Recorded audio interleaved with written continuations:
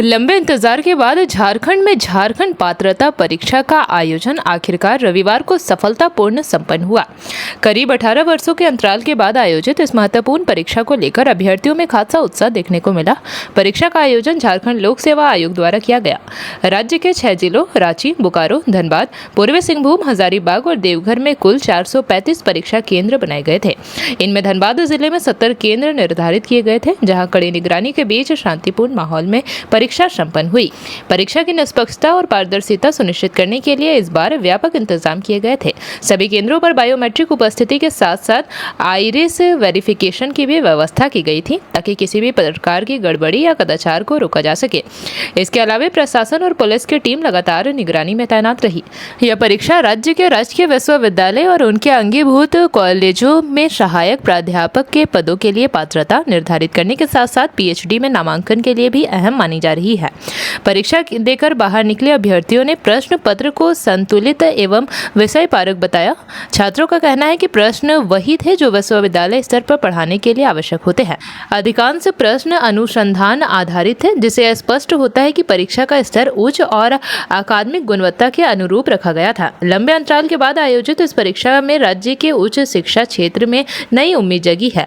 अब अभ्यर्थियों को परिणाम का इंतजार है, जो उनके शैक्षणिक और पेशेवर भविष्य की दिशा तय करेगी। डॉक्टर अनजर हुसैन। किस तरह से प्रश्न वगैरह था? पेपर तो बहुत अच्छा था, स्टैंडर्ड पेपर था, जो एक स्टैंडर्ड बनता है। बहुत आसान भी नहीं था और बहुत मुश्किल भी नहीं था। नॉर्मल पेपर था, जो लोग पढ़ के आए होंगे उनके लिए मुश्किल नहीं रहा होगा। बाकी जैसे हम लोगों का है कि बहुत पहले नेट जेआरएफ हम लोगों का हुआ है 2010-11 में, तो उसके बाद से 10-15 साल हो गए, फिर भी उतना मुश्किल नहीं था, ठीक था, नॉर्मल। कुछ असमंजस, कुछ कंफ्यूजन रहा, प्रश्नों को थोड़ा सा उलझे हुए प्रश्न रहे। हाँ, अब जैसे क्वेश्चन बनाए जाते हैं नॉर्मली हम लोगों के यहाँ एकेडमिया में, उसी अंदाज के क्वेश्चंस थे।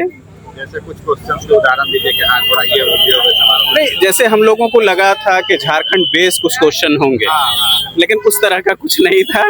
यहाँ एकेडमिक बेस क्वेश्चन था, कंप्यूटर बेस क्वेश्चन था, कम्युनिकेशन बेस क्वेश्चन था, और पूरा क्या कहते हैं उसको, रिसर्च मेथोडोलॉजी वाले क्वेश्चंस थे, जो मतलब यूनिवर्सिटीज़ में बच्चों को पढ़ाने के लिए जिन चीज़ों की ज़रूरत पड़ती है उस तरह के क्वेश्चंस थे। मतलब स्कूल वाले क्वेश्चंस नहीं थे या जेपीएससी वाले क्वेश्चन नहीं थे, पूरा रिसर्च बेस्ड क्वेश्चन था।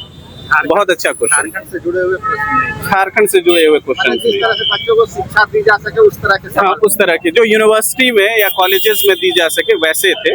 मतलब स्कूल और फिर जेपीएससी टाइप के क्वेश्चंस नहीं थे। क्या नाम हुआ? डॉक्टर अनजर हुसैन।